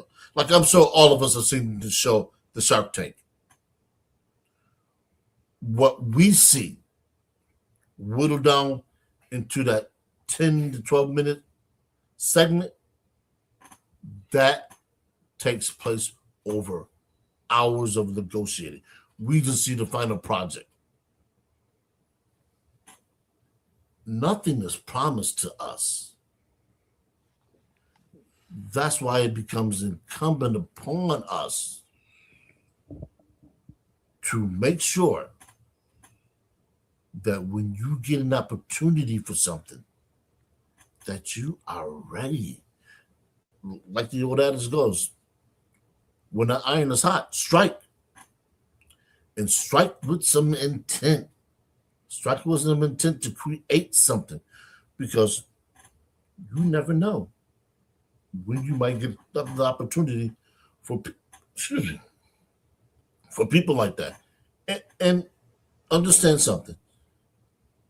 Just because the opportunity presents itself, and I know this is going to sound counterintuitive, doesn't mean you have to take that opportunity. And what I mean by that is this. I'm going to mention the Shark Tank again. They have offers all the time to purchase their company. And some people will say no. And they say, well, people will say, well, why? You came on there to get money. That's yes, to get money, but not to sell my company. Because some people have worked so hard to produce this company that this company is the baby, and they're not giving up the baby to anybody. You want to help it come along. That's cool. That's what we're here for. I'm not here to sell my whole thing. And it turns around, and those people who decided not to sell made the correct decision. So it's difficult if you've never been in the arena to make certain types of decisions. Now, some people might fault you because in their opinion, you made a bad decision. If you understand what it is that you want and you know how you want to get there, and telling somebody no means you have to take an extra step, you didn't make a bad decision. You made the decision that was best for you. And this is what a lot of people have to understand. This game out here. This game is kill or be killed, business, invest or not invest, or delay the investment. That's when you got to know your shit. And like they said, you got to know your margins. You got to know your profit. You got to know what it's going to cost. You got to know what it's going to cost going forward. Acquisition, all of that stuff comes into play. It's no different than buying property. If I'm looking to flip properties and I'm looking at 4 or 5, and 3 of them, I could go and purchase 3 of them right now, do the math, yada, yada. I'm going to make about 12% profit. However, I can buy one, and I can buy this one that's very, very, very pricey. And I may not recoup the money that I put in or turn a profit. Do I pursue that one because it looks lucrative? A gambling man will say, yeah. But a person who's knowledgeable, who understands certain things, they say, no, that's not worth the ROI. And this is what we're caught up in, is everything that we do. What's the return on the investment? Whether the investment is time, money, or other things that aren't necessarily monetarily or can't be quantified in terms of measurement, the effort. If somebody calls you and they want you to consult on a project, are they paying you a consulting fee, or are they asking you to do that as a friend? All these things come into play because you got somebody say, hey, let me pick your brain for a minute. This is your area of expertise. And they got you on the phone for 15, 20 minutes. Unwitting to you, they just consulted with you about something because they wanted an expert opinion. For you, or I'm sorry, for them, you're the expert. You gave them 15 minutes, 20 minutes worth of unsolicited advice. And I said, you know what, man? Thanks. You've been a godsend. They go ahead and shoot. close, make the deal, and they're making $500,000 off of that. Did they turn around and give you anything? No. Probably Are not. you Won't upset? even recognize you. Probably not, because you told them to say, hey, look, anytime you need some advice, give me a call. And that's what your network is for. That's what your network exists for.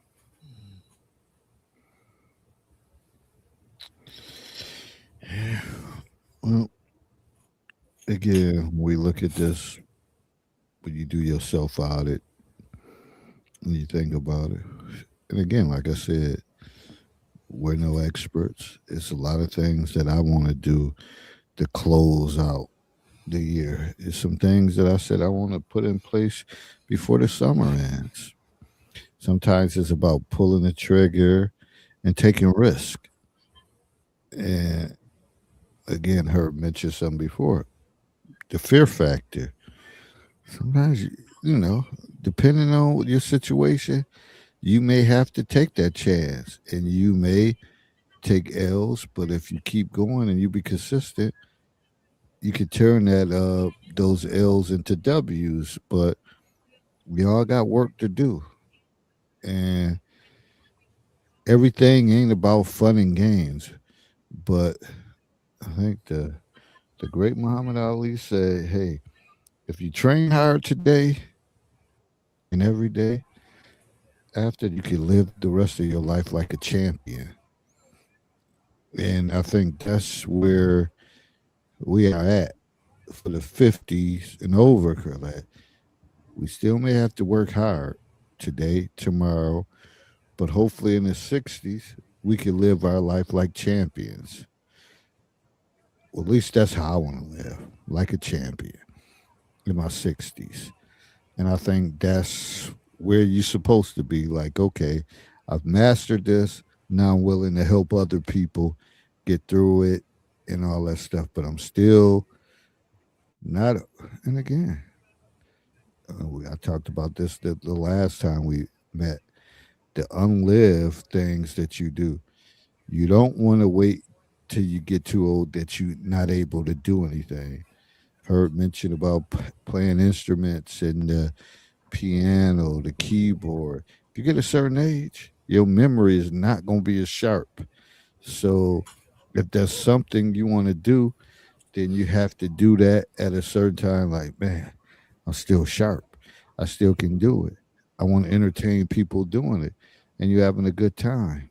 But if you go through, if you struggle through it, then there's going to be an issue. I just watched, like I said, I've been getting caught up, not caught up, and I've been enjoying it. The Art of War with Andre Ward interviewing boxers and different people, and I watched the episode with Layla Ali, which is very interesting. Like, uh, because you think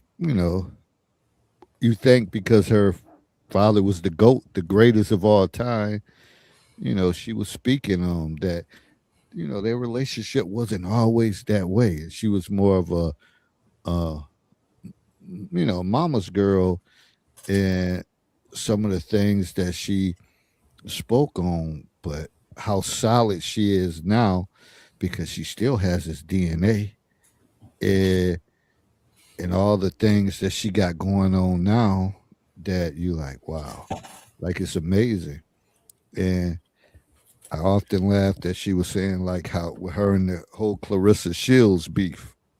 Well, first of all, Clarissa, you probably won't get this message, but sometimes you got to shut the fuck up. Like, if you originally reached out her for her to be a mentor to you, and knowing who she is, knowing who her dad was, I just don't think like sometimes you just got to KYP, know your personnel, who you dealing with. And she's a class act. And she went through the ups and downs and the highs and lows with her father. Like Muhammad Ali wasn't, things wasn't always clean with him, and she recognized that. But to come at her because I guess on the Breakfast Club they asked her about would she come back, and she was like, "Well, it's really nothing. No one that I aspired to come back for to fight. Well, she's older, so it's nothing for her to come back." And Clarissa took it personal and like she was throwing salt, but she was an advisor to you before. So instead of calling her, you want to jump on social media and then like want to challenge her to come out of retirement to fight you. You got some cleaning up to do. You got some cleaning up to do. And what Layla said, she said, I've been at offer her to spar with me, and she declined it. So there's nothing to talk about because she knew that she would tap that ass. So I find like these interviews, and Andre Ward, shout out to you. You're doing a great job with getting people to open up and digging deep and pulling out some things that people might not be privy to. So because even he said he was surprised that he got Layla to do the interview because she normally don't do interviews, but know why she got it? Because she said the way he carried himself, the way he conducted himself, and she knew he was in the boxing game. So in the interactions they had, she was willing to open up and talk to him. That's what I'm saying. So we gonna start pulling some people in, having some personal interviews in the counselor's corner. We're gonna be pulling out some things, and I'm gonna we'll start when I see something or I see somebody doing something, and we've done it in small pockets. But I always like when we bring a guest on here and kind of let other people see a different side of them. I think about, shout out to Fonzo Carter, the Brian Archies, the Tony Rileys, and the local people that came on and kind of talked about some of their goals, setbacks. I want to do more of that. Uh, and it's an opportunity for that. Hey, and I don't know if you're still on here, but Doc, it's time for you to sit down and have that one-on-one with us, and to have that interview with us, and we talk about your plight as you try to climb as a black woman in this education industry to even have your superintendent certification. And I have a couple other people, some other people that I'm lining up that said, hey, just let me know. I'm waiting for them to get back to me with a date. And this is one young lady I interviewed with her in Toronto, and she was saying talking about how we need to give more appreciation to to black men and some of their plight. So I'm trying to get her on there, and I'm gonna try to look and see other people. If you're doing something outstanding, or even not outstanding, but you in the grassroots of it and you want to talk about it, so we about to have these conversations, and some of them may be uncomfortable, and we may challenge you to some of the things. Oh, but I think that's a good route to kind of take these conversations to where growth and pulling in those people and that's going to watch and you bring it in your base of people and we just have conversations. So that's what I'm going to try to do.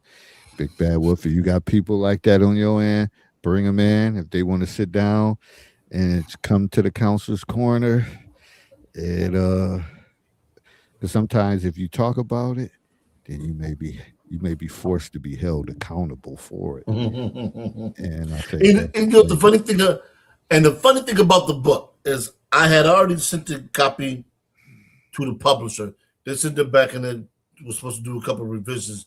And I remember doing a play because now we're talking about 3 years ago being this year. And last year I got the new job.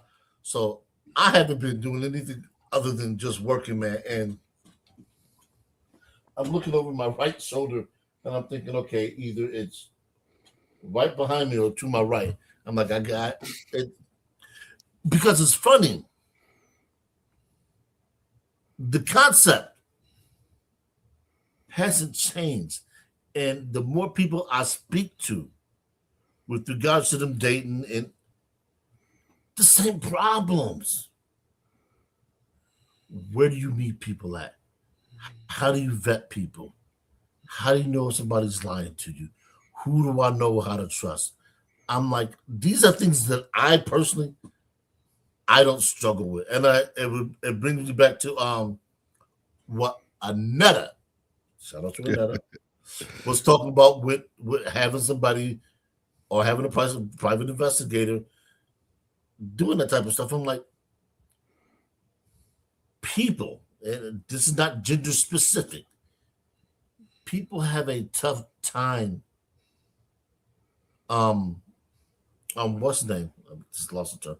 They have a tough time trying to figure out who's who because they see something, whether it's physical or they hear something, and they lose all sense of direction. They become discombobulated. They're enthralled with that particular quality, whether it's physical or mental, and they've forgotten the reason why they have the checklist. And a checklist could be for anything that you put down that if you see, you cross it off your list. We got too many men that are driven by the female's physicality. You got too many women who are driven by what a man says. Oh, well, he said this and he looks like this and he just reminded me of this. And next thing you know, they caught out there. Well, it's funny that you say that because when I was watching a Layla, a lot of times I'm off for the summer, so I might work a little bit here, work a little bit there. But Layla Ali said her mother was absolutely gorgeous, beautiful, drop dead got gorgeous. She said when Muhammad Ali met her, she was 19. I think she was in maybe law school or something. I don't medical school, but he convinced her kind of like you don't need to do that. I'm the greatest. You don't need to do that. And she stopped.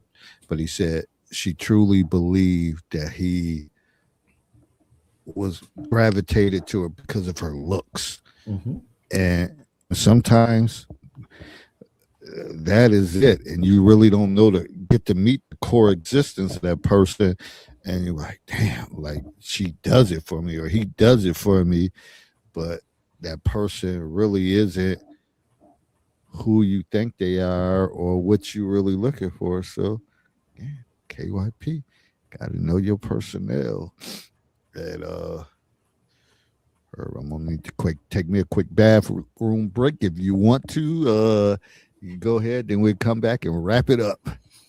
When you get old, you gotta go. You gotta go. You gotta go. and I'm gonna pick that up. I'm gonna speak from the masculine perspective. It's easy, comparatively speaking, for us men to see a female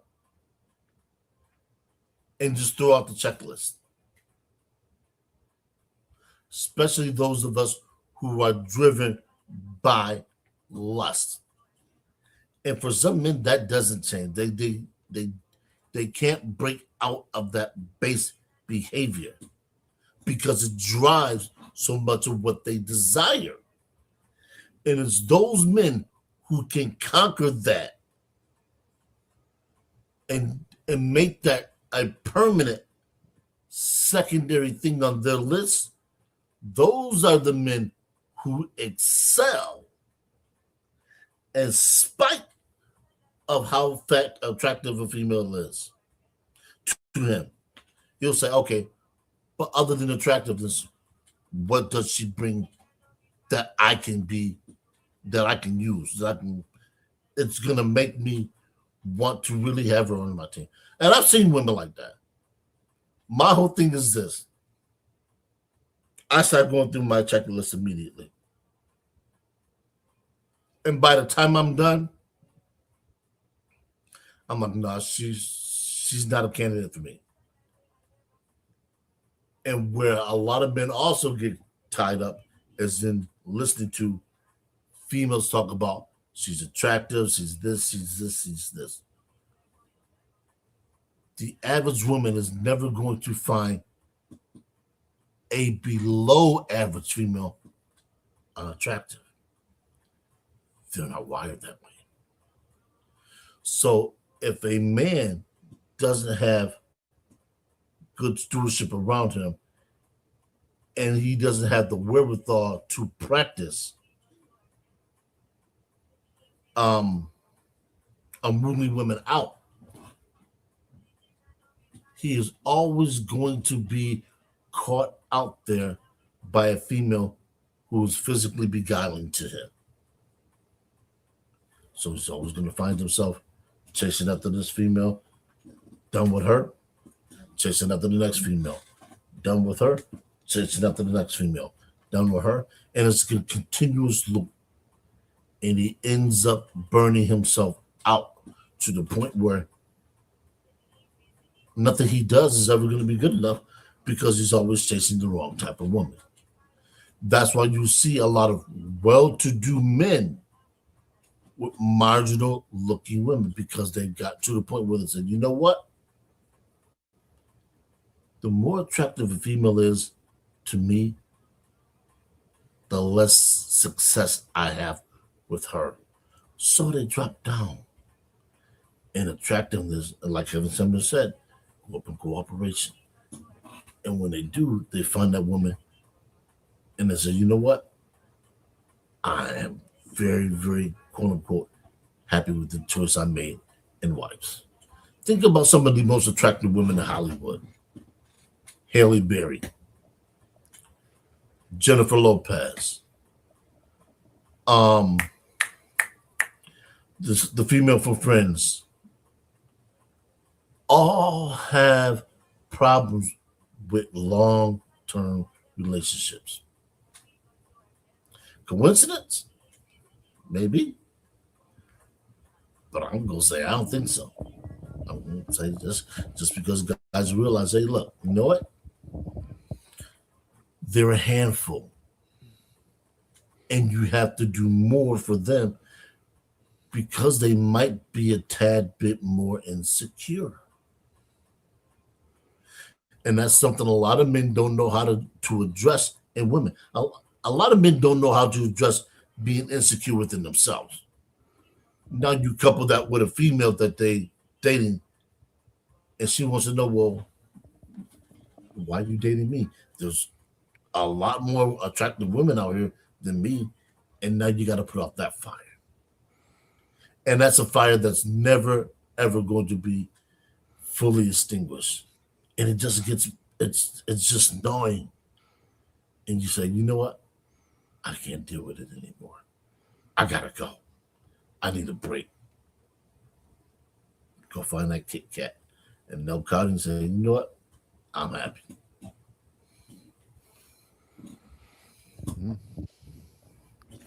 It's real out here, folks, in different avenues. So whether your goals is financially, spiritually, physically, health, relationship wise, it runs the gamut of how you want to make yourself better when you do your self audit.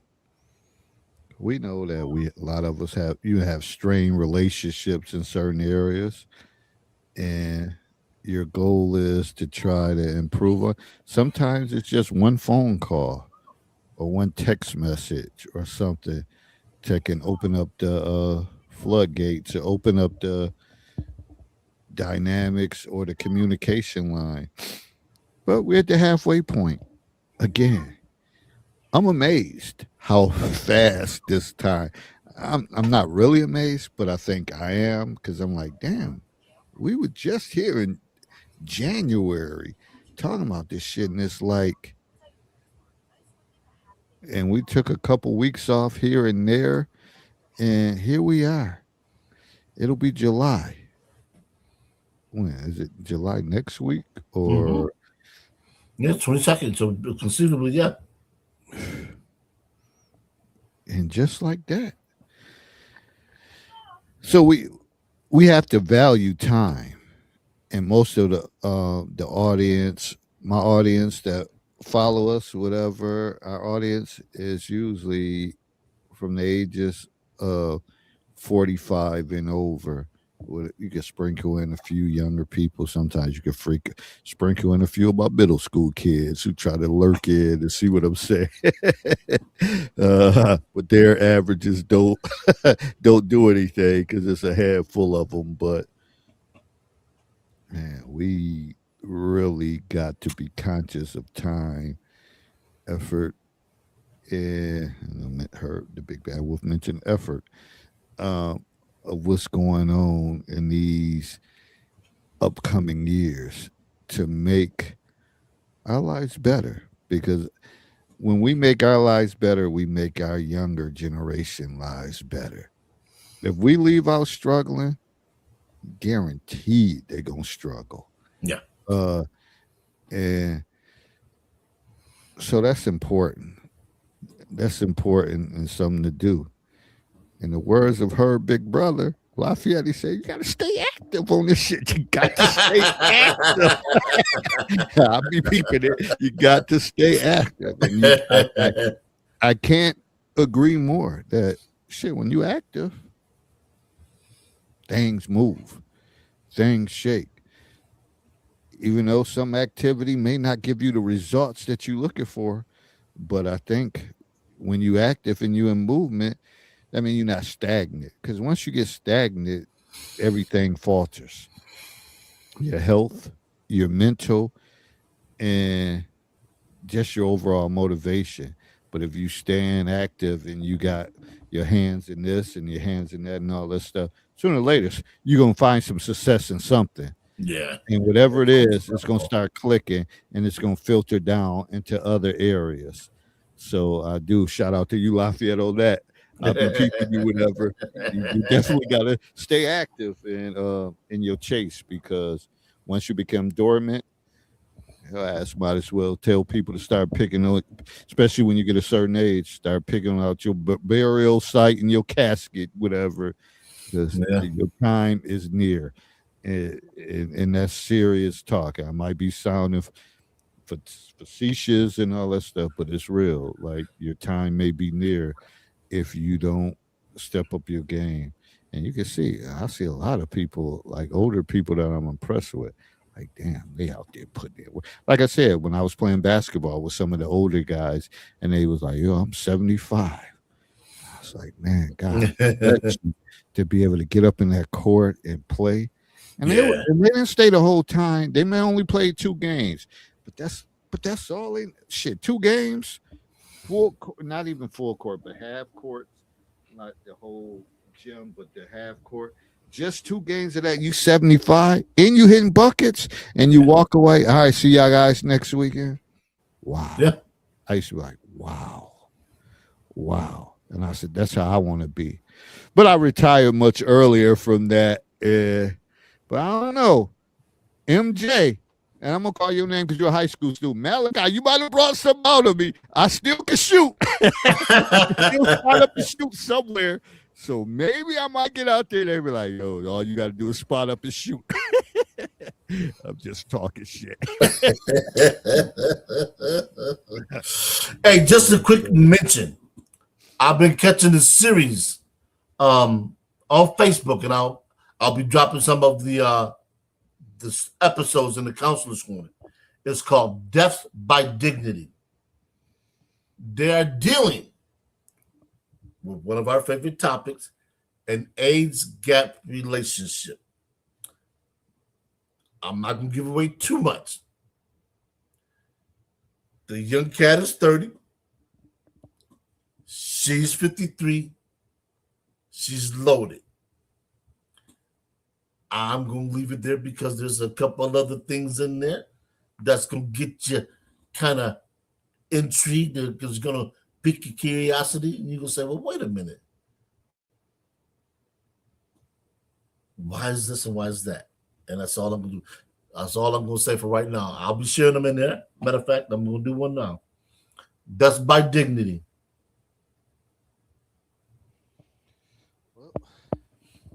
It's interesting. It's a nice little saga. I'm kind of hooked, so I want y'all to get hooked too. And when you see the other factors in it, you're like, oh, and I know how some people are gonna be upset because of some things. Mm. Deal with it. That's all we can do. Well, gang, these conversations go around the world. We'll continue it on. But tonight purpose was to let you know we're at the midway point. Because somebody need to call you out in the mid-year evaluation and be like that shit you said you was gonna do, what you gonna do now? And maybe you haven't watched because most of y'all don't watch it, but you may. I know that people watch views on the clips, and you may say, "Damn, they are right. It is almost July." I said I was gonna do that. Well, it's time to do it. You got 6 more months to clean it up and do whatever. And believe me, I gotta get in the lab too. I got things that I gotta accomplish or whatever. My big thing is pulling the trigger again on my cargo van and all that. Because I believe once I do that, and it may be the fear factor too, not wanting to take on too much without giving it opportunity. But I know that once I do it, I'm gonna set I'm gonna trailblaze for a lot of other people to do it.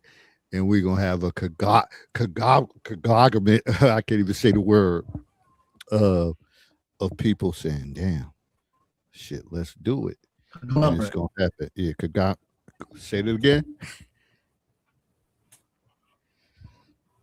So once Conglomerate. conglomerate, and once that happens, shit, that's how you build, and that's how you network and all that stuff. And all it takes is, you know, and not saying that I'm the only one that's doing this. Other people doing it, but certain people that follow me or in my network, whatever, they may say, "Hey, shit, I'm doing it too," and you build it.